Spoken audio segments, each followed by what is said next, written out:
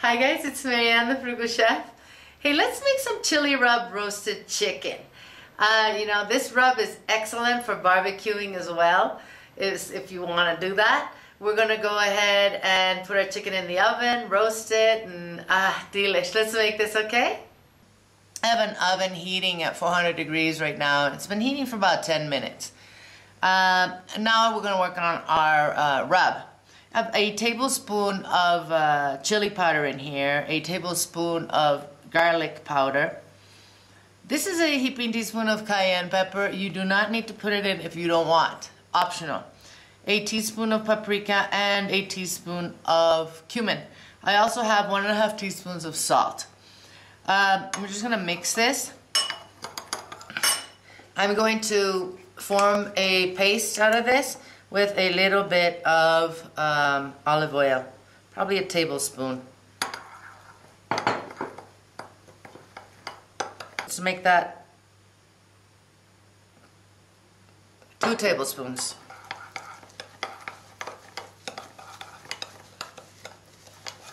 We're gonna rub the chicken now. As you can see, I lined a roasting pan here, and we're gonna cook the chicken on a rack. I just lined it because I don't want to hassle with the cleaning, but now I want you to separate the skin from the breast, and all you need to do for that is put your fingers in there and just separate the skin. Be careful not to break it. We're going to put some of that rub on the breast in here, as well as the skin. So now just grab some of your rub and rub the breast meat in there.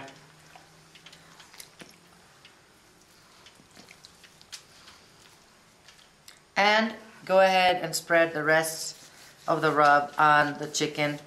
You know, all of it, inside out.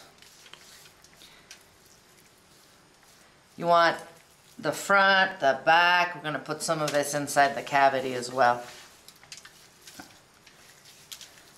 This, by the way, is about 3.5 pound chicken. The larger your chicken, naturally, the longer it's going to take to cook.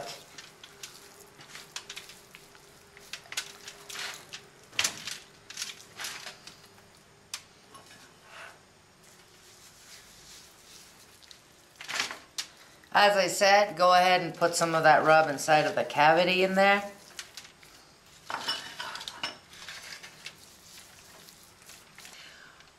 Okay, so I placed the chicken breast side down because that's how we're going to start cooking it. But I'm going to let it sit with the rub for about 10 minutes before I put it in the oven. Once I put it in the oven at 400 degrees, breast side down again, we're going to cook it for about 30 minutes. One word of caution, guys. If you are sensitive to hot peppers, okay, don't use your bare hands to rub this chicken and all that.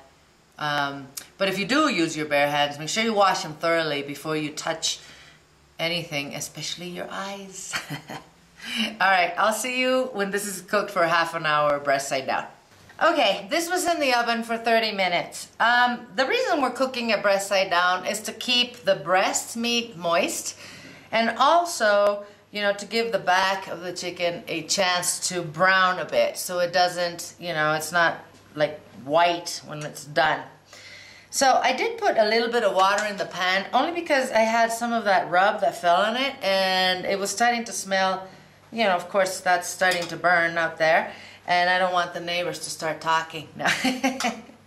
Alright, so now I'm going to flip the chicken. I'm going to be using a couple forks for that.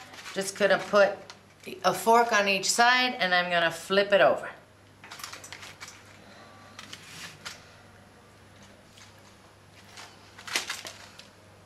Great.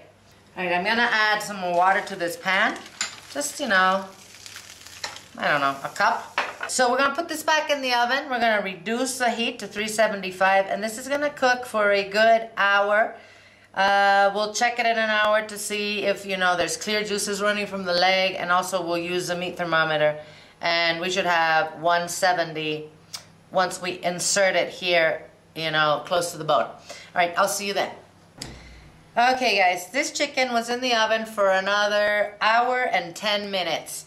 We're going to test it close to the bone here, and we should get a reading of, between 170 and 175. If it doesn't get there, then we need to put it back in the oven. Now, another way to make sure this is cooked is to pull the thigh away from the body of the chicken. And if you get clear juices running, then it's cooked. If you get bloody juices, then it's not. Now, we're gonna put this in the oven for another 20 minutes at least. This registered 150, so it's not ready. I want to tell you something about this. The reason I'm using a thermometer is because all our ovens are different, guys. Make sure that, you check yours. I am in La Paz, Bolivia, which is 10,000 feet high where I am right now at the house. And things do take longer to cook. I don't want you to overcook and dry your chicken. I don't want you to undercook it either. So you monitor the temperature of the meat and take control of those times, okay? All right, I'm gonna put this back and I'll see you in about 20 minutes. Now our chicken is ready. I'm gonna let it sit for about 10 minutes before I carve it. This took a total of an hour and 50 minutes for me, guys. As I said, you check yours and, work it as you can. So, I'm gonna serve this with some sweet potato fries in the oven and a spinach and blueberry salad.